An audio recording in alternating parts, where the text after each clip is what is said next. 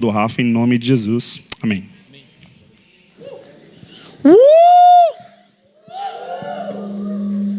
E aí, gente? Cheguei com volume já.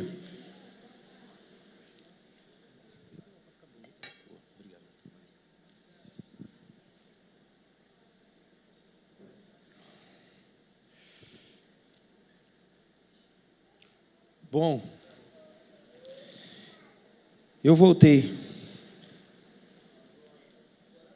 Agora pra ficar. Gente, eu estava lá na conferência da F-Hop desde quinta-feira. Foi bem intenso, mas Deus tem dado o privilégio da gente caminhar com amigos, né, que nos edificam. E eu encorajo você a também se abrir para isso, a você caminhar com pessoas do seu lado que te desafiam, pessoas que não só te inspiram, não só também de alguma forma te animam, mas que te desafiam a sair da sua zona de conforto. Então, eu estava ali com esses amigos que constantemente fazem isso comigo, e foi muito, muito especial. E hoje eu tive o privilégio de ministrar, fazer uma sessão junto com o Mike Duke, e foi muito forte, gente. Assim, depois eu convido você a assistir, as ministrações vão ficar lá disponíveis no canal do F-Hop, e você pode assistir todas elas lá na íntegra. E foi muito forte. Passei um perrengue lá, a gente estava eu, a Gabi, a Zoe, a Amy e a minha mãe, né? E, é um furdunço, né? Quem talvez tenha criança por perto aí, Ricardo pode se identificar comigo, né? Futuramente, Jeff, Etienne, tantos outros que estão aqui. Mas é uma farofa santa, criança chorando, leite, a pregação ao mesmo tempo, enfim, né? Mas Deus nos ajuda, né? Deus ajuda quem cedo madruga, que não é o meu caso, mas Deus ajuda. Então, se eu pudesse te falar alguma coisa séria antes de eu começar a palavra, vira para a pessoa do seu lado e diga assim: seja um amigo que me edifica, por favor.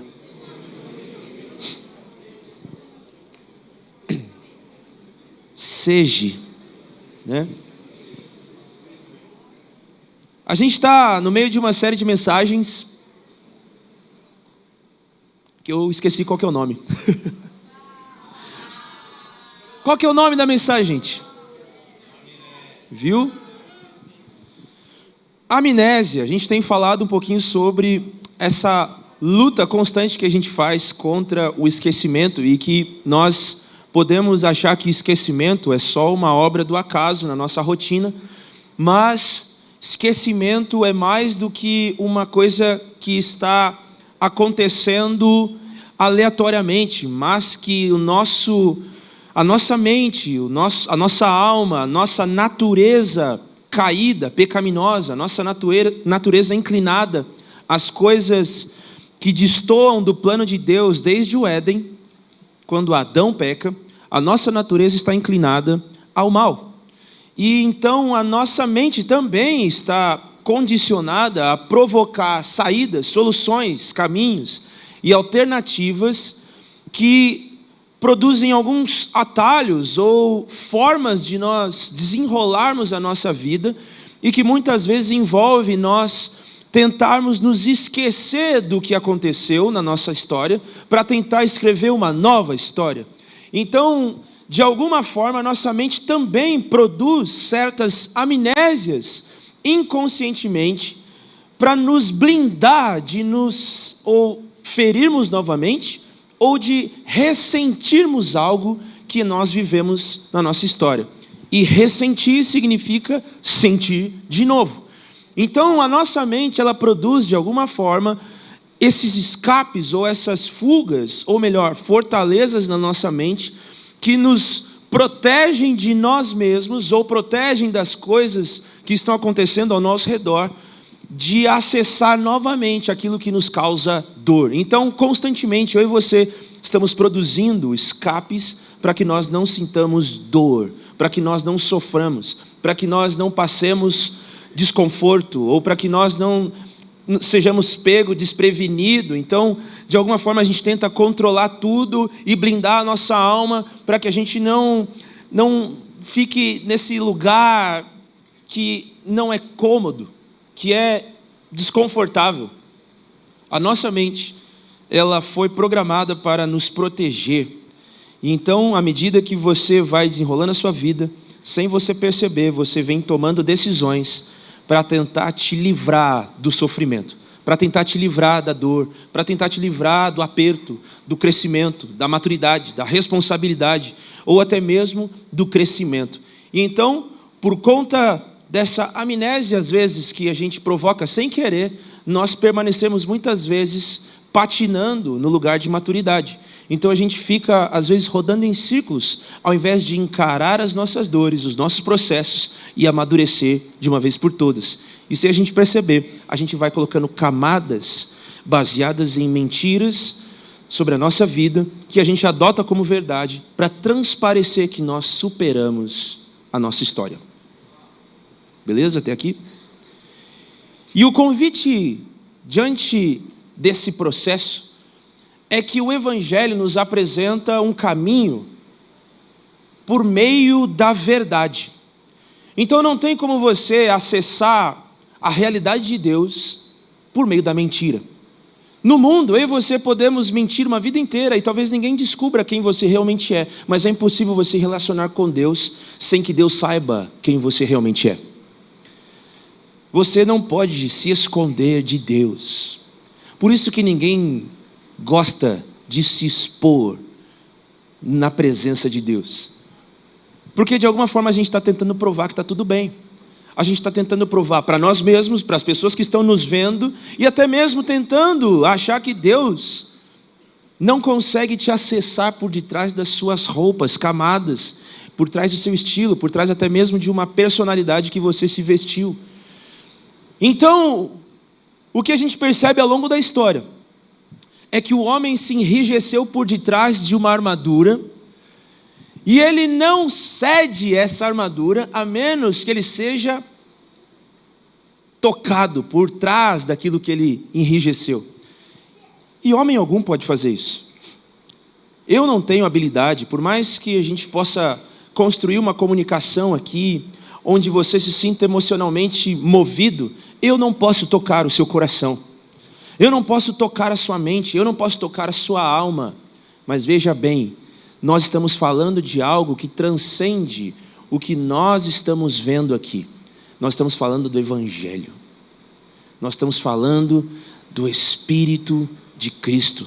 Nós estamos falando do Espírito Santo.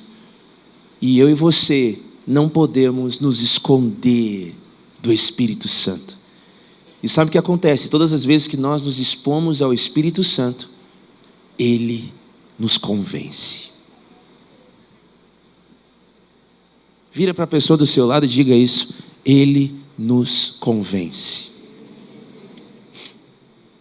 Não sou eu que te convenço. Não é a igreja que te convence. Não é um louvor muito louco que te convence. Não é uma estrutura bonita, organizada que te convence. Não é o conforto dos bancos que te convence. Não é, vamos dizer assim, o livramento do frio que está lá fora e aqui está gostoso e quentinho que te convence. Não é o fato de você pertencer a um grupo, ou uma tribo, ou uma comunidade que te convence de quem você realmente é por detrás de todas as camadas que você se esconde. Isso não acessa a sua alma. Quem te convence é o Espírito Santo. Quem nos convence é o Espírito Santo. Abra sua Bíblia em João, capítulo 16, versículos 7 ao 11. Estão comigo aí?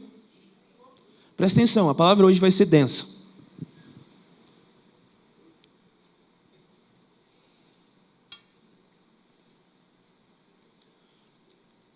Quem aqui tem o hábito de anotar as mensagens? Levanta a mão de novo, só para você entender o que eu estou falando. Né? Agora, quem aqui se lembra de tudo que nós pregamos no sábado ao longo da semana? Então toma vergonha na tua cara, né, mano? Anota aí. Pô, eu escrevo um monte de coisa aqui para você e você não anota nada? Não, tô falando sério. Gasto maior tempão escrevendo aqui, pô, como será que eles vão entender isso aqui melhor? Como será que isso aqui vai ficar mais claro? Aí eu chego aqui e falo assim, nossa, entendi tudo que o Bicudo falou, vou viver 100%. Ah, se liga. Olha para a pessoa do celular e fala assim, vamos anotar para não esquecer? Ô, mano, 3 pessoas levantaram a mão que anota. Vai estudar, mano. Passa PDF, tá maluco?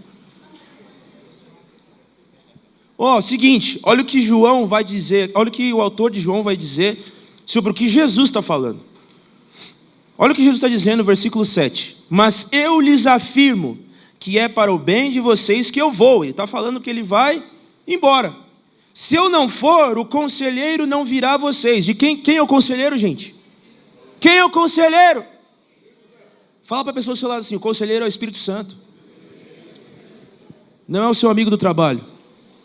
Não é o seu vizinho, não é a sua mãe, não é o seu pai, não é a sua melhor amiga, não é a internet, não é o digital influencer, não é a perfil não sei da quanto. Não, ele está falando que o conselheiro é o Espírito Santo. Se eu não for, ele não virá a vocês, mas se eu for, eu o enviarei. Olha o versículo 8. Quando ele vier, o que ele vai fazer? O que ele vai fazer, gente? Repete comigo, o que ele vai fazer? Calma aí. Quando ele vier, ele convencerá o mundo Ele convencerá o mundo do quê? Ele convencerá o mundo Ele convencerá o mundo do pecado, da justiça e do juízo. A gente fez um rap. Enfim. Quando ele vier, ele convencerá o mundo do pecado, da justiça e do juízo. Beleza? Versículo 9. Do pecado, porque os homens não creem em mim. Da justiça, porque eu vou para o Pai e vocês não me verão mais. E do juízo, porque o príncipe deste mundo já está condenado. Alguém entendeu aí? Então me explica. Porque ele não explica nada, né? Ele só fala assim, quando ele vier, ele convencerá o mundo do pecado, da justiça e do juízo. Do pecado, porque os homens não creem em mim. Mas peraí, fala mais, Jesus, né? Da justiça, porque eu vou para o Pai e vocês não me verão mais. Beleza, mas cadê a justiça, né? Do juízo, porque o príncipe desse mundo já está condenado. Jesus está falando aqui que o Espírito Santo, ele vai nos convencer de 3 coisas. Do pecado, da justiça e do juízo. Você tem que entender que se relacionar com o Espírito significa se expor a uma pessoa. Não é uma coisa subjetiva que está pairando invisivelmente e que a gente às vezes sente um tremelique, é ele e às vezes não, então ele não está. Não, é uma pessoa relacional. Eu e você estamos nos relacionando com ele o tempo todo. Ele é presente dentro e habita e se manifesta fora. Mas eu e você precisamos entender que para que haja um convencimento, precisa existir relacionamento. Você não é convencido por alguém que você nunca teve um encontro. Você não é convencido por alguém que não tem crédito para falar porque não tem relacionamento. Quem aqui tem dificuldade de perder discussões? Mano, então vamos lá. Mulheres, me representam aí, pô. Vamos aí. Eu posso falar para você, eu sou perito em ganhar discussões. Estou falando. Quem quiser pode vir. Eu sou difícil, mano. Sou ruim. Eu estou falando não no aspecto bom, tá, gente? Esse é a minha falha de caráter. É onde Deus me trata.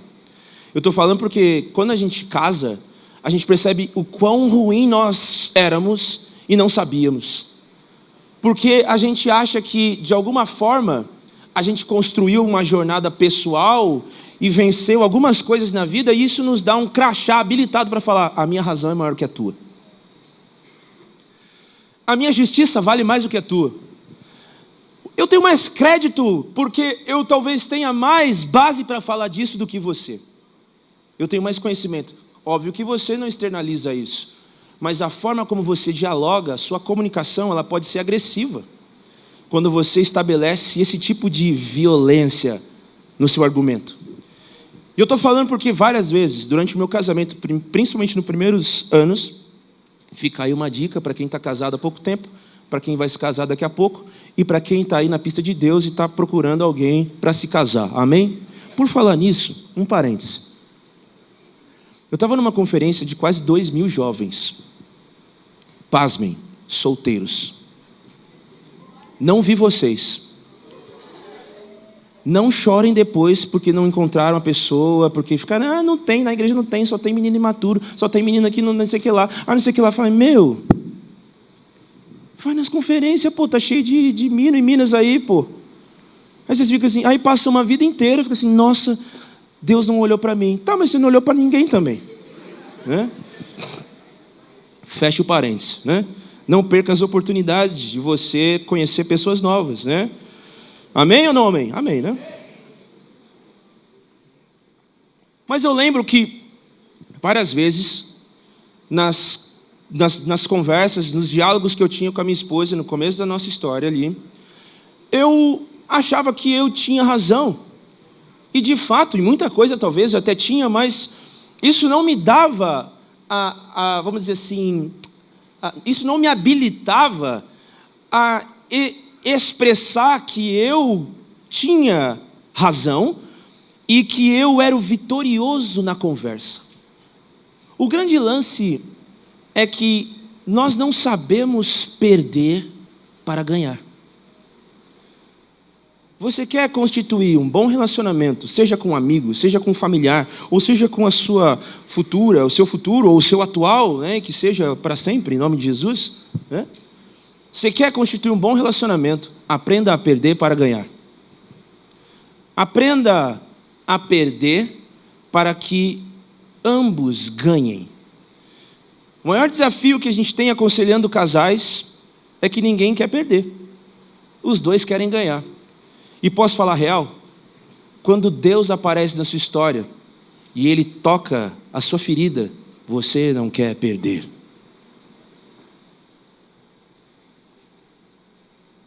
Você quer provar para Deus que você dá conta. E veja, é Deus quem está falando, é Deus quem está te tocando, é Deus quem está revelando as suas falhas, as suas limitações, os seus desafios. E é como se nós estivéssemos tentando medir força com o Senhor. Mas deixa eu dizer uma coisa para você, eu preciso te avisar. Quando Deus se revela a nós, Ele sempre vence.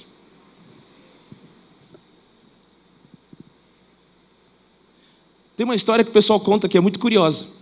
Fala assim, não, mas e Jacó? Jacó não lutou com o anjo? Ele lutou. Lutou tanto que quando o anjo resolveu tocar nele, quebrou a coxa dele. Tocou. Aí você fala assim, então que luta foi essa, né? Que parada foi essa que está acontecendo com Jacó e o anjo, que o anjo toca, a palavra toca ali, ele coloca o dedo na coxa dele e desloca a coxa de Jacó. Que tipo de treta é essa que eu e você achamos que podemos ganhar e quando Deus fala assim, tá, deixa eu mostrar quem realmente eu sou, play. Deixa eu contar para você que foi eu quem te criei, pá. Deixa eu contar para você que eu conheço melhor a sua história. Antes de você nascer, eu já sabia o que você seria. Eu já sabia o que sucederia na sua história. Eu já te conhecia antes de você nascer. Na barriga da sua mãe, meu irmão, eu já te conhecia. Você realmente acha que a sua responsabilidade com a sua própria vida é superior, mais qualificada do que a de Deus que te criou?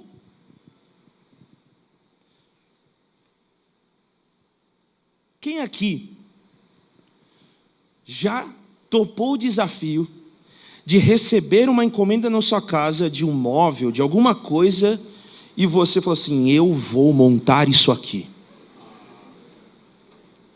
Para quem é marido, pai, aí talvez isso é mais corriqueiro do que o normal. Mas seja, sei lá, qualquer coisa que você recebeu, fala assim, cara, eu vou dar conta, eu vou montar isso aqui.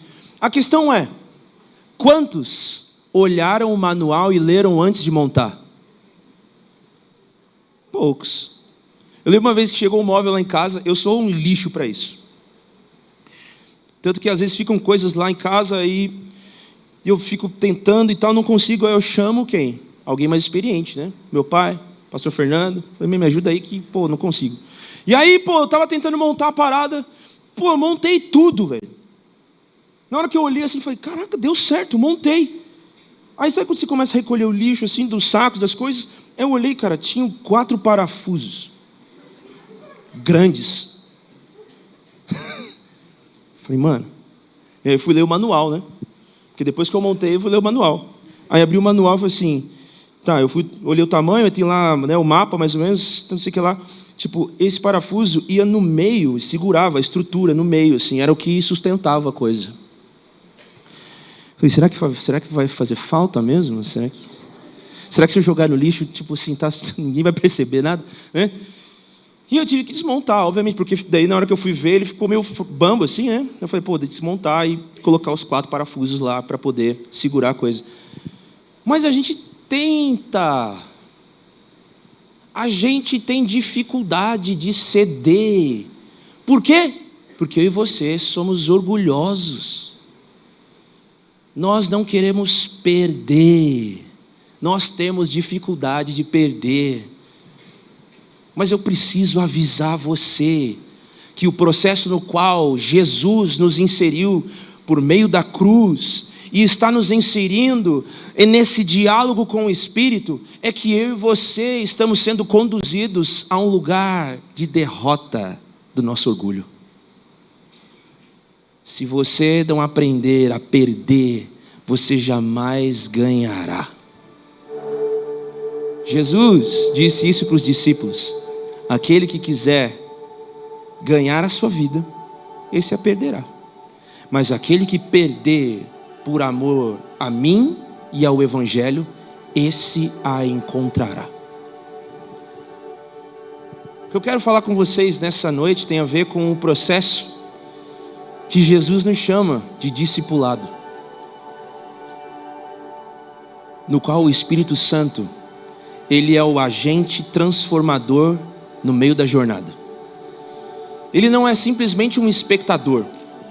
Ele não é simplesmente alguém que está te assistindo tropeçar e te dar, e talvez até falar assim, olha aí, falei que você ia cair. Não, ele não é essa pessoa que está o tempo todo te julgando pelos seus erros. Mas ele é o ajudador. Ou melhor, ele é o conselheiro, o consolador. Ele é o nosso intercessor, ele é aquele que anda de braços dados como um parceiro na jornada. Ele é o lado a lado. O Espírito Santo, ele é aquele que nos convence no meio do caminho.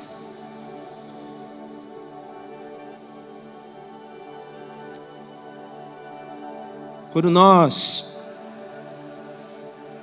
falamos sobre o Espírito Santo, a gente se distancia dessa relação, porque de fato o Espírito Santo, ele é Espírito. Ele não é como Jesus encarnado, que andou no meio das pessoas e as pessoas viram Jesus. Elas creram em Jesus. Os discípulos viram Jesus, ouviram, contemplaram, as suas mãos tocaram Jesus. Mas é curioso porque o apóstolo João na verdade o apóstolo Pedro vai dizer na sua segunda carta, de que nós fomos alcançados por uma verdade que nós não vimos, mas que foi testificada dentro do nosso coração por meio do Espírito. É como se o nosso coração tivesse visto aquilo que os nossos olhos humanos jamais viram, por causa do Espírito. O Espírito, ele é aquele que revela Cristo ao nosso coração. É aquele que, ao revelar Cristo no nosso coração, no meio do caminho, nos sustenta na jornada até o dia em que nós veremos Cristo face a face. Quem está aí comigo? E quando a gente fala que o Espírito Santo, o conselheiro, ele é aquele que nos convence do pecado, da justiça e do juízo, Jesus não está falando que ele vai tentar. Eu e você não somos um projeto que Deus vai tentar ver se vai dar certo.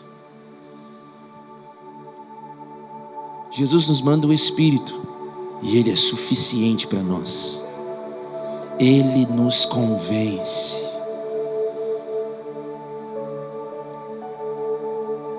É como eu e você sentarmos com aquele que é o perito na história da vida. Ele sabe de tudo. Ele é aquele que estava com Cristo e com o Pai no início de tudo. Ele fez parte do diálogo de Deus com Deus, dizendo para si mesmo: façamos o homem a nossa imagem e semelhança. O Espírito Santo, ele não é vamos dizer assim, um Deus de segunda categoria enquanto nós estamos aqui na terra, não. O Espírito Santo, ele não é Cristo, mas ele é Deus. Ele não é o Pai, mas ele é Deus, porque ele está no Filho e está no Pai.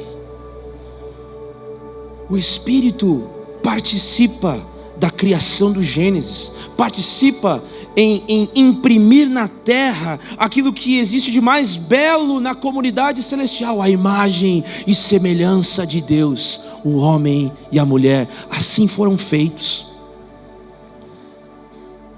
Eu e você não só nos parecemos com o Pai e com o Filho, mas nós parecemos com o Espírito.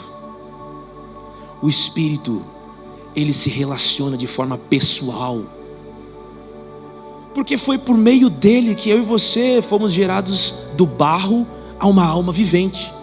A palavra diz que Deus sopra sobre as narinas do homem aquilo que sai da boca de Deus. O sopro entra nas narinas do homem e torna o homem vivo. No Antigo Testamento, Zal, o sopro. No Novo Testamento, Zoe, o sopro de vida. Eu sou suspeito para falar disso. Eu posso falar porque no período mais escuro do meu casamento, sendo bem vulnerável com vocês, quando nós nos degladiamos por causa do orgulho, da razão, da justiça própria, por causa do ministério, por causa da religiosidade, por causa dessa casca escondida por trás de várias camadas de mentiras que nós adotávamos como verdades para cada um de nós nos protegermos. Vamos virar a página, vamos seguir, e vamos virar a página, e vamos seguir, e vamos virar a página. Chegou uma hora que não tinha mais história para escrever. No período mais escuro do nosso casamento,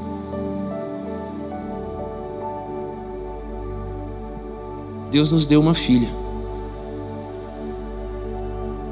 Porque aquilo que aos olhos humanos parecia estar morto, Deus sopra Zoe.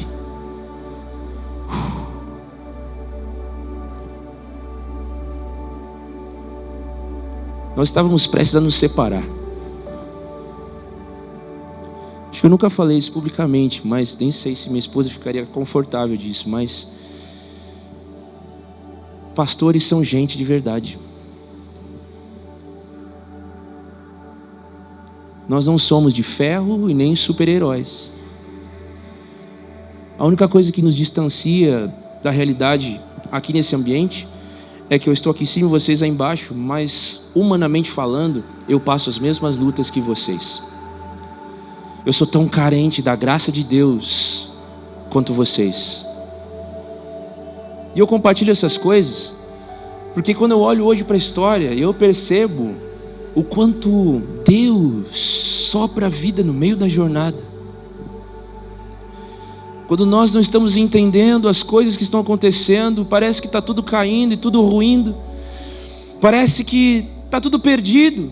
Poxa, nós estávamos caminhando há 3 anos com Jesus e agora Ele vai acender os céus e vai deixar a gente sozinho. Deus não nos deixa órfãos. Ele sopra o Espírito.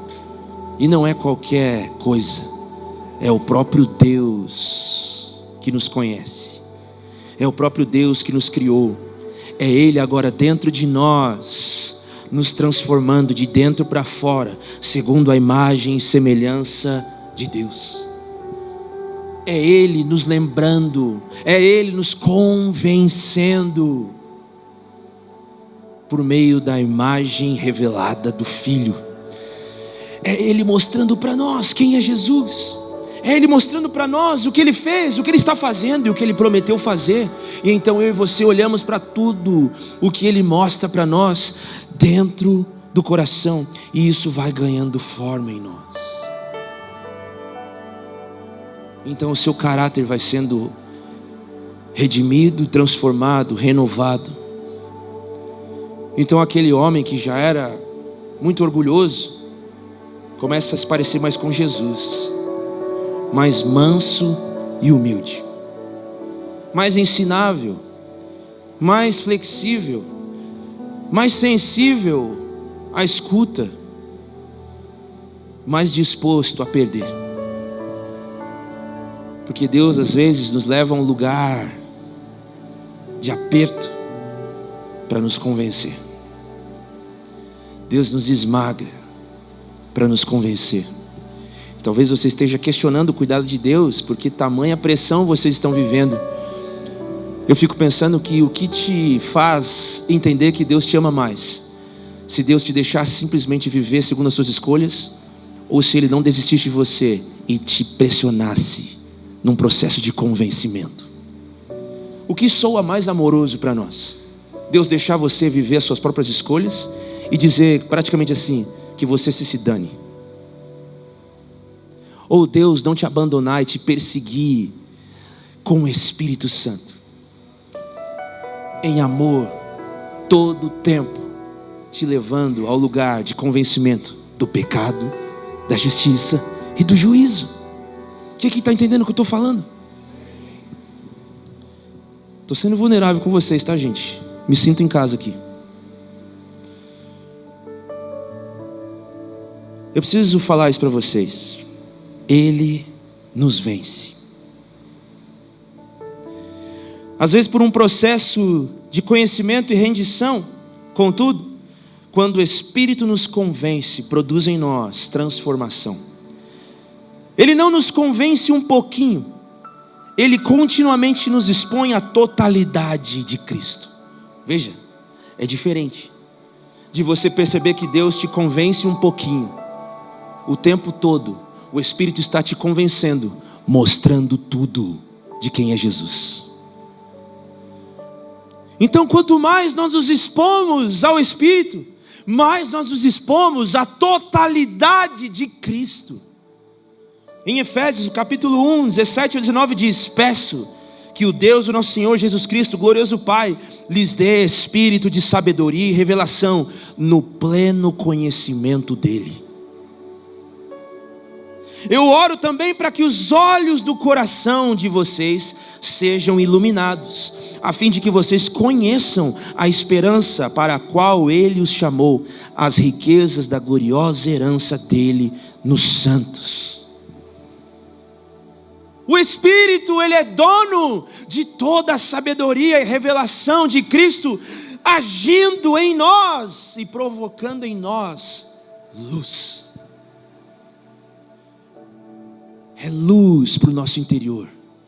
Ilumina os olhos do nosso entendimento interior. Ilumina os olhos do nosso coração. Ainda que os nossos olhos humanos não vejam, se expor a um relacionamento íntimo, intenso e constante com o Espírito, é se expor à plenitude de Cristo, que constantemente, por meio do Espírito, está mostrando a glória dele a nós. Quem está entendendo aí? E o Senhor nos chama para uma jornada de discipulado por meio do Espírito. Discipulado por meio do Espírito, que nos dá o pleno conhecimento de Cristo. E pleno conhecimento é o conhecimento completo. É a palavra teleios. Nós fizemos uma série quase que inteira sobre essa palavra, que ela também significa no grego maduro. O Espírito Santo é o único capaz de produzir em mim, em você, maturidade. de produzir em nós constância, de produzir em nós frequência. Quando eu e você abandonamos o Espírito, nós estamos suscetíveis a uma vida de altos e baixos. E pior, altos e baixos com uma sensação de solidão, de distância da voz e da presença do Espírito. Mas quando eu e você estamos conectados, nos relacionando com Ele, eu e você temos a condição de, até quando passamos por momentos de vale, ou passamos por momentos de monte, nós estamos convictos. Sabe o que significa a palavra convicto? Alguém que foi convencido. O autor de Hebreus vai falar para nós entrarmos com convicção na sala do trono da graça.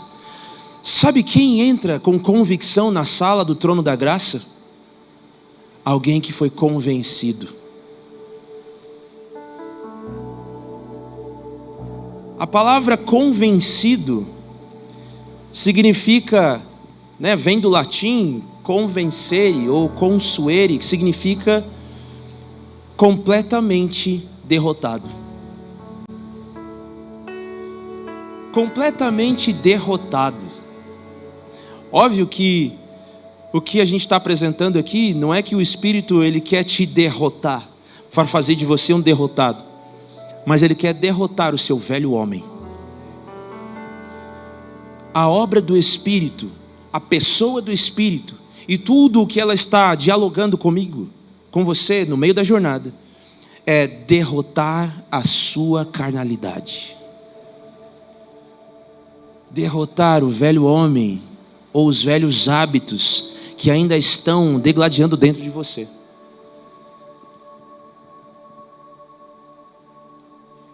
E o que a gente precisa entender no meio dessa jornada é que Jesus nos salvou na cruz do Calvário. E Ele nos salvou na condição do Espírito. Nós jamais poderíamos fazer qualquer coisa para mudar nossa condição espiritual diante de Deus, porque ela estava caída.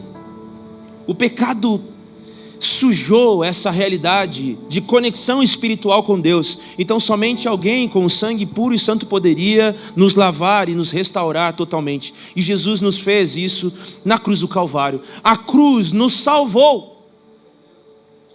Tem alguém comigo? A cruz nos salvou. Mas a questão é, se você agora vive como salvo. Você já ouviu alguém que estava se afogando, e então essa pessoa foi resgatada do mar, colocada em terra firme, e então essa pessoa continua se estribuchando como se estivesse ainda se afogando?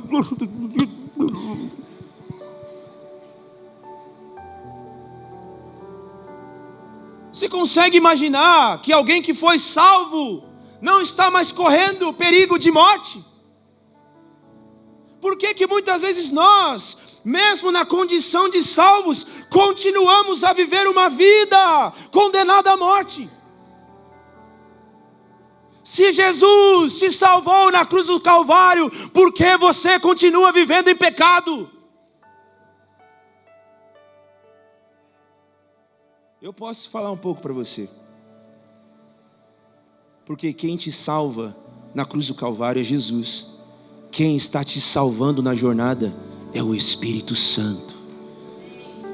Nós fomos salvos, estamos sendo salvos e um dia seremos salvos.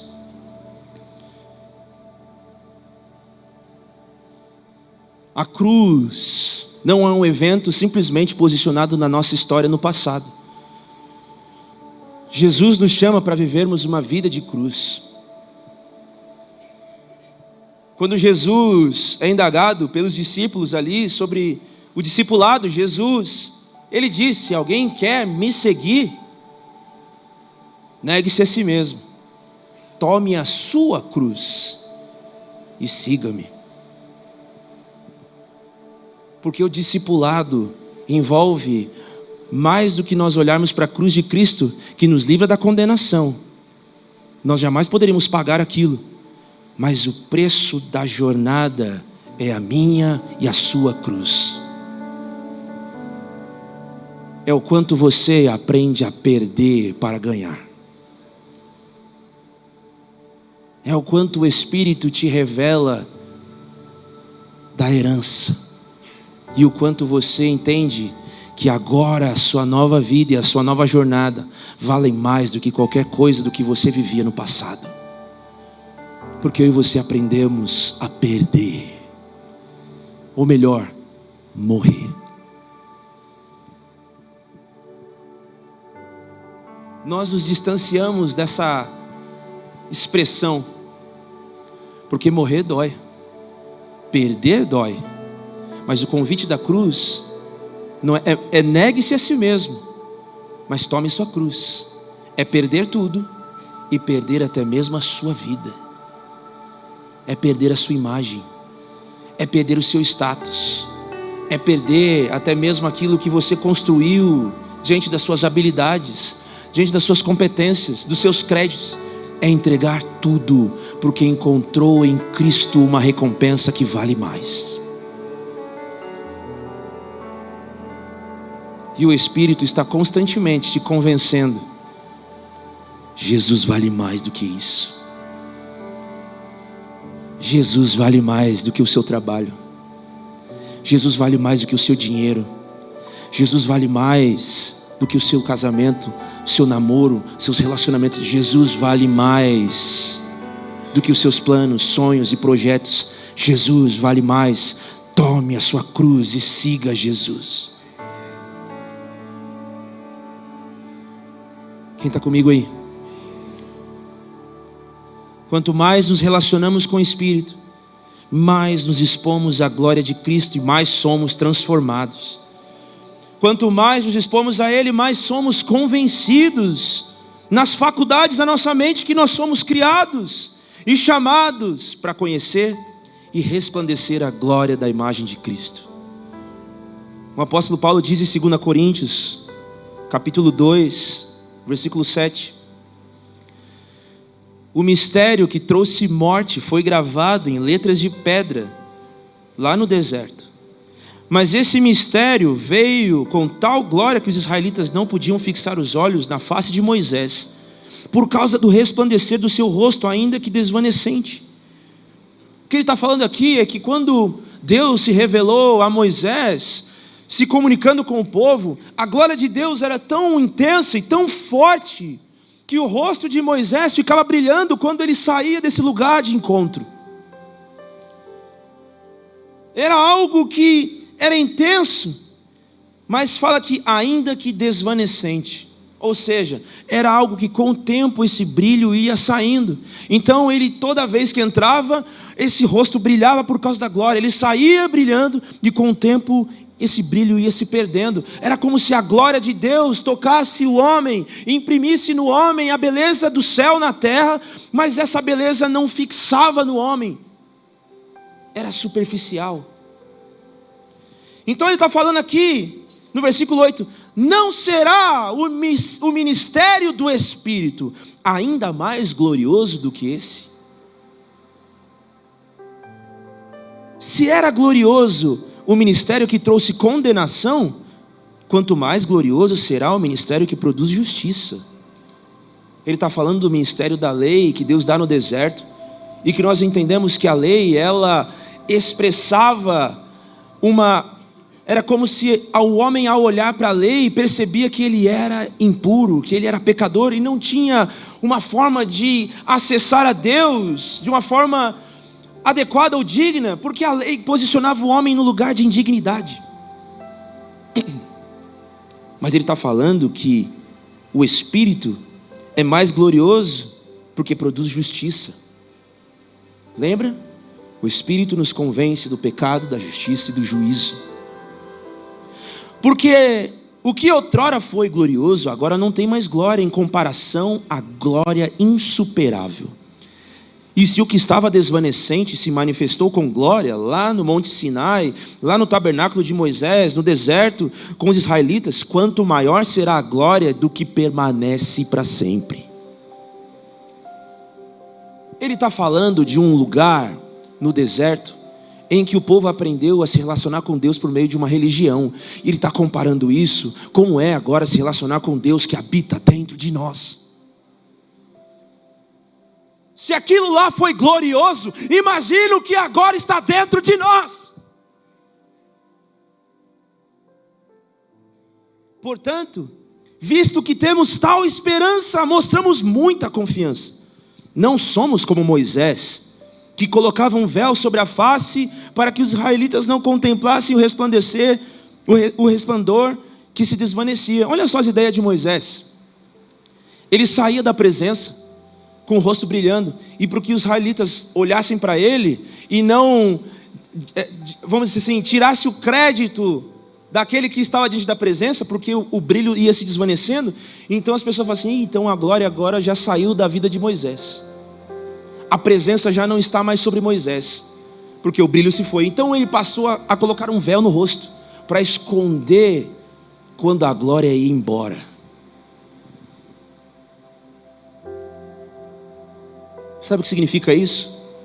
É nós tentarmos sustentar uma jornada com experiências eventuais com o Espírito Santo.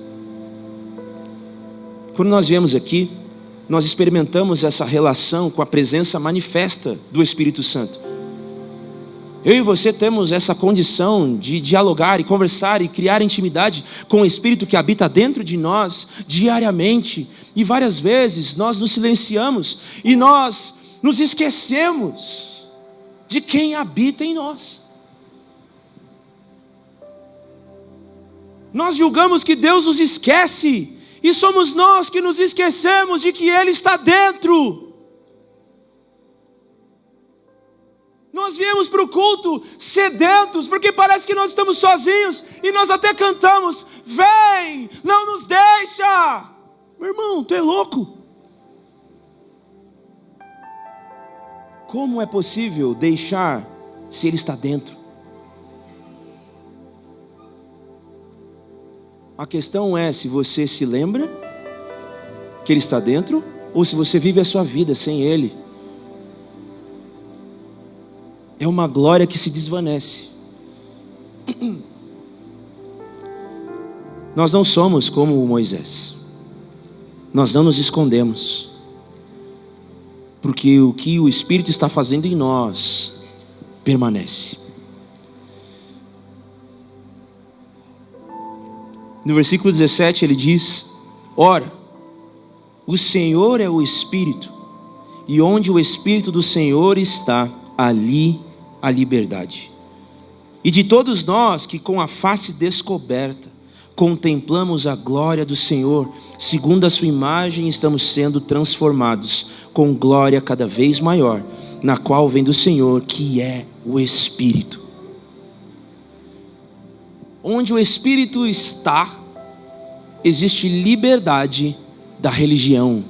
Não é liberdade para dançar, para pular, é também, mas mais do que isso, é liberdade para confiar, liberdade para ser vulnerável, liberdade para remover o véu e viver uma realidade exposta, vulnerável, sem as camadas, disposto a ser convencido, disposto a perder, disposto a morrer. Quem está comigo?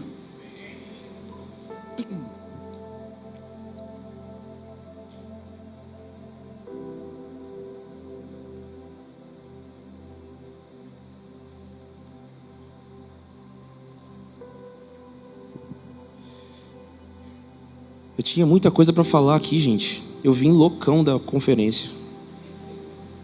Eu vou fatiar aqui e vou fazer a continuação na próxima mensagem.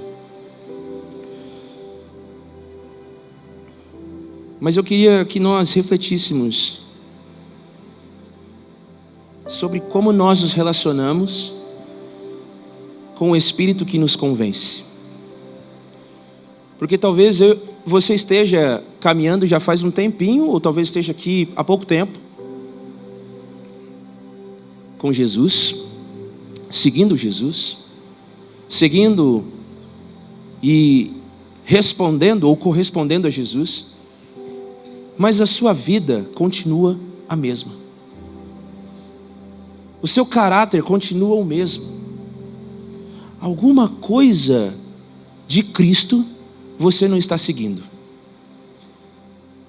E talvez seja um Cristo que alguns de nós desenhamos para nos agradar ou se encaixar em nós. É uma caricatura de Deus que atende a forma como nós queremos caminhar com Deus. Mas o convite é muito claro. Se você quer me seguir, negue-se a si mesmo. Tome sua cruz e siga-me. Negue-se a si mesmo, tome sua cruz e siga-me.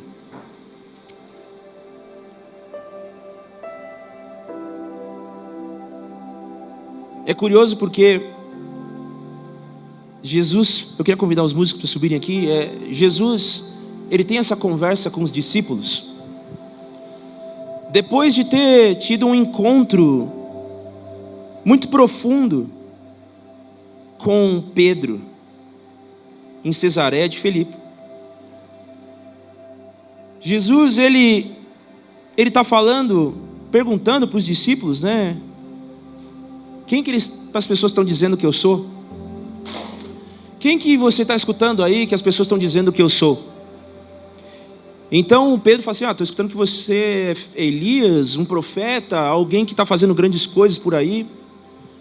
Beleza. Agora me responda uma pergunta. Vocês que estão andando aqui comigo, vocês que deixaram pai, mãe, filhos, trabalho, faculdade, sonho, projeto, tudo, para me seguir. Vocês que foram, segundo aos olhos humanos, radicais, extremos. O que vocês, ou quem vocês dizem que eu sou? Então Pedro responde a Jesus: Tu és o Cristo, o Filho do Deus vivo. Então Jesus vira para Pedro e fala assim: É isso, Pedro, disseste bem, é isso. E eu lhe garanto, isso não foi revelado por carne nem por sangue. Nenhum homem seria capaz de mostrar a você quem de fato eu sou. Talvez os homens estão procurando um Jesus que se encaixe às necessidades deles. Talvez os homens estão procurando um Jesus que venha com uma justiça segundo as necessidades deles.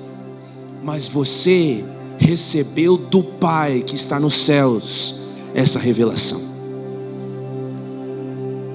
Jesus diz também aos discípulos que qualquer pai saberia dar coisas boas aos seus filhos. O que dirá então ao Pai que está no céu? Não daria a todo aquele que pedir o Espírito Santo? O Espírito nos revela Cristo. Mas quando eu e você caminhamos sem Cristo, o máximo que nós podemos desenhar é um Jesus caricato. Sem o Espírito não tem revelação do Cristo. Sem o Espírito eu e você estamos adorando a um outro Deus que nós desenhamos e colamos em cima da nossa Bíblia. Mas o Espírito revela o Cristo. Isso confronta todas as nossas dúvidas, todos os nossos questionamentos, todas as perguntas que surgem sobre quem é Deus ou que Deus nós adoramos. Se você não tem o Espírito, você não sabe responder as perguntas desse mundo sobre quem você adora. Você não é alguém convicto. Você é alguém que balança de um lado para o outro como uma criança que não está fundamentada na verdade de Cristo. Porque Jesus revela quem Ele é, para dizer para Pedro quem Pedro era. Você recebeu do Pai essa revelação. Então deixa eu dizer quem você é. Tu és Pedro, e sobre esta verdade eu edificarei a minha igreja. Sem o Espírito Não há revelação do Cristo. Se não há revelação do Cristo, você não sabe qual é o seu propósito. Porque essa conversa vai parar numa seguinte afirmação: e digo mais, disse Jesus, eu lhes darei as chaves dos céus e as portas do inferno não resistirão à igreja. Você consegue perceber que a relação com o Espírito produz revelação do Pai aos nossos corações de quem é Cristo? E quando nós conhecemos do Pai por meio do Espírito quem é Cristo, nós conhecemos o nosso propósito, e o meu e o seu propósito envolvem a igreja. Porque tudo que Deus está fazendo na terra hoje, por meio do Espírito, é revelando a glória de Cristo à sua noiva, a glória do cabeça ao corpo. Quem não se relaciona com o Espírito não entende a beleza do que é viver em corpo. Porque a vida que flui do cabeça para o corpo é o Espírito. Se eu e você não nos expomos ao Espírito que nos convence. Você pode falar: como que eu faço isso, bicudo? Meu Deus do céu, eu quero falar com o Espírito. Já parou para pensar que o primeiro versículo da Bíblia era que a terra era sem forma, o Espírito de Deus pairava sobre a face do abismo. Então disse Deus: haja luz, e houve. Não importa o caos que você esteja vivendo, não importa os processos que tenham te deformado ao longo da história, o Espírito de Deus está dentro de nós, dizendo: haja luz, haja Cristo. João capítulo 1 vai dizer que Ele é o Verbo encarnado, e o Verbo estava com Deus no princípio, fazendo e criando todas as coisas. O Espírito Santo está dentro de nós, soprando a palavra encarnada, Cristo. Não tem como eu e você nos expomos ao Espírito e sermos transformados sem a palavra e sem o Espírito. Eu e você não conhecemos o Cristo que transforma o que é caos em vida.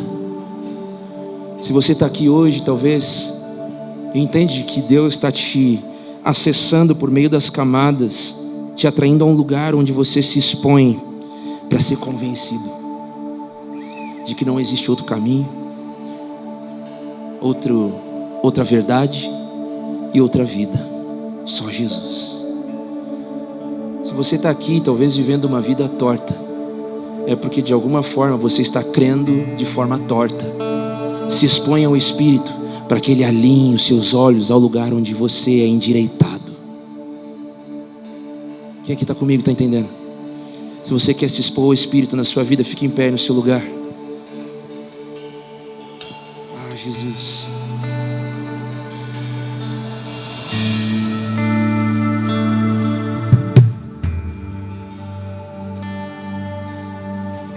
Se você talvez queira responder a essa mensagem, ser vulnerável diante da presença do Senhor, e talvez num ato corajoso seu, você quer se expor ao Espírito Santo.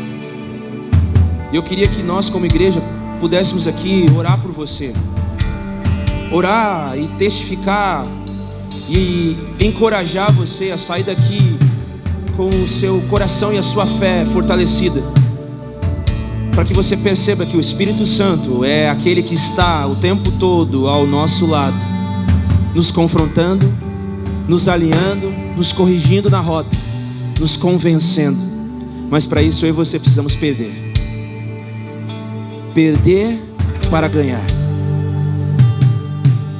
Se você entende que existem coisas no seu coração que sejam difíceis de entregar às pontas, difíceis de segurar de novo, ressentir de novo. Estava falando com a pastora Sônia esses dias, ela falou que para nós vivermos uma cura completa das dores do nosso passado, nós precisamos sentir de novo. Para continuar a história, você precisa voltar onde ela parou. Para acessar novamente, você precisa de fato lembrar, trazer a memória. E tem coisas que talvez o Espírito está trabalhando nesse momento, no seu coração, no seu interior, trazendo à memória aquilo que estava por detrás das camadas. E Ele quer te expor para que você seja liberto.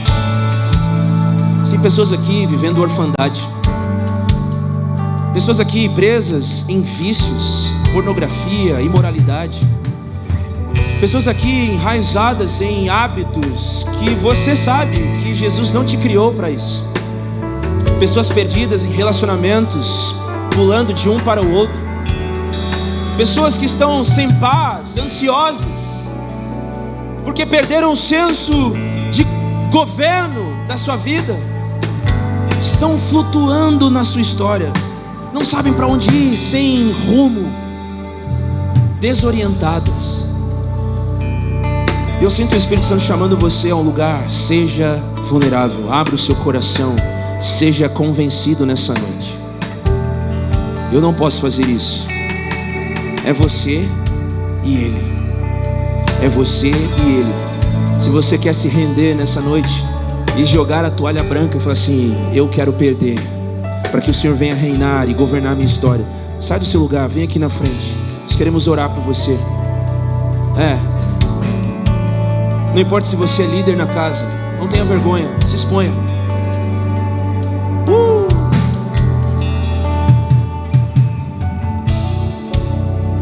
Enquanto nós cantamos essa canção, queria pedir para os líderes que estão aqui no salão pudessem orar uns pelos outros. Vamos lá, vamos permitir que o Espírito fale conosco.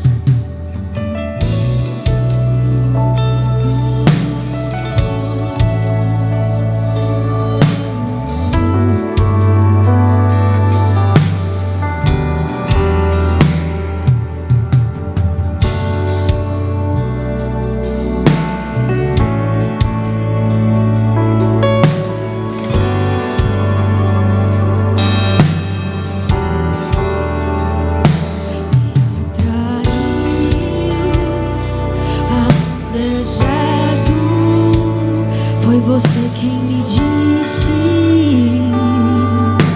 que falaria ao meu coração: bendito seja, Senhor, minha rocha e fortaleza, que me faz entender que não é por força nem violência, mas é pelo Espírito. Então vem, então vem, então vem,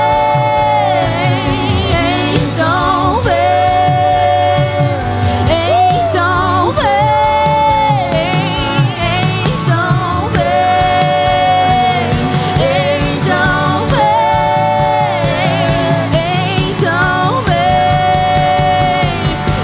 então vem, então vem.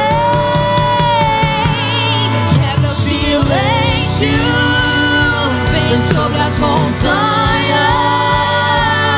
vem vencer meu coração. Você tem liberdade nessa guerra interna. No final sou eu e você. Vamos lá, declare: quebra o silêncio. Quebra o silêncio.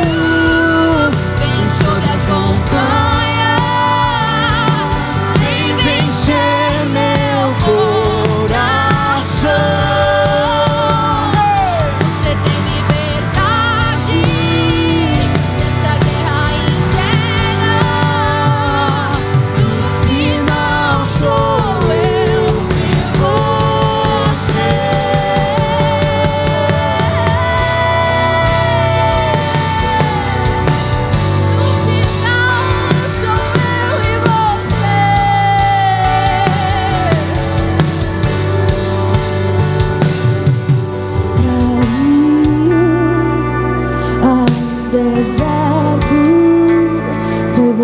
que me disse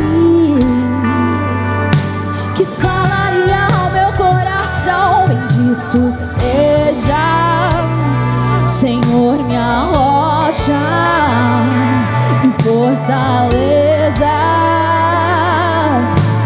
que me faz entender que não é por força nem violência, mas é pelo teu Espírito. É pelo teu Espírito. Então vem, Então vem, então vem, então vem, então vem, vem Espírito Santo. então vem, então Nos convence, nos convence, nos convence, nos convence. então vem, quebra o silêncio, vem sobre as montanhas, vem vencer meu coração. Você tem liberdade nessa guerra interna. No final sou eu e você. Quebra o silêncio, vem sobre as montanhas, Vem vencer os nossos corações. meu Espírito coração. Você tem liberdade nessa guerra interna. No final sou eu e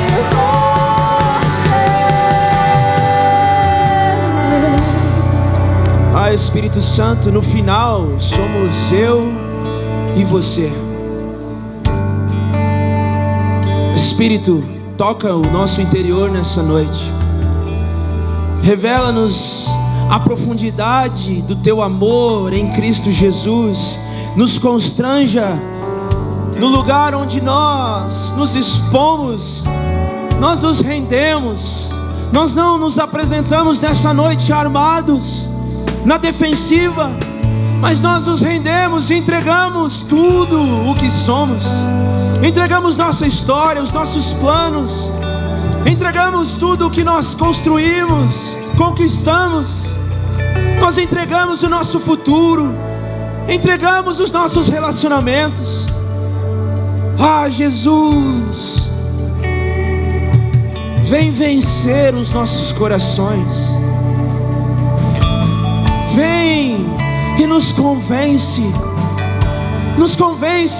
de que nós não fomos chamados para uma vida de escravidão, da condenação do pecado que nós vivíamos antes de nós conhecermos a cruz. Vem nos convencer da justiça, de que o Senhor venceu a morte na cruz do Calvário, ascendeu aos céus e nos deu o Espírito de vida, nos deu a garantia da nossa herança. Nós fomos selados. Vem nos convencer do juízo, de que não há mais o que nós tememos, não há mais engano, mentira do nosso inimigo que possa nos tocar quando nós estamos convictos. Ajuda-nos, Espírito, no meio das nossas lutas, no meio das nossas dores, no meio da nossa jornada, onde nós flertamos em voltar atrás, onde nós flertamos em voltar ao lugar onde o Senhor nos salvou. Mas ajuda-nos a permanecer com os nossos olhos em Ti. Ajuda-nos, Espírito Santo. Esse é o nosso desejo. Você pode virar para a pessoa do seu lado e dizer: Ele, o Espírito Santo, nos ajuda no meio da jornada. Diga isso para quem está do seu lado. Ele nos ajuda. Não tenha medo. Se renda. Levante sua mão bem alta onde você está. Diga assim: Senhor Jesus, nessa noite nós compreendemos que não há outro caminho, outra verdade, outra vida, senão Cristo, o Filho do Deus vivo. Então continua nos revelando a beleza de quem Ele é, pois isso é suficiente para nós. Nós não precisamos de mais nada. Tudo o que nós queremos e precisamos é de Jesus. Amém. Você pode aplaudir a Ele nessa noite.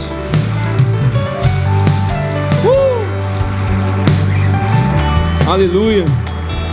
Que Deus te abençoe. Que você volte para casa ainda mais animado em se relacionar com o Espírito que produz em nós essa convicção. Amém? Se você está visitando a gente hoje pela primeira vez, não vá embora. A gente quer trocar ideia com você, descendo a rampa aqui, primeira sala à direita. Tem a sala de conexão, a gente quer se conhecer melhor. Então não vá embora sem isso. Deus abençoe, boa noite, é nóis.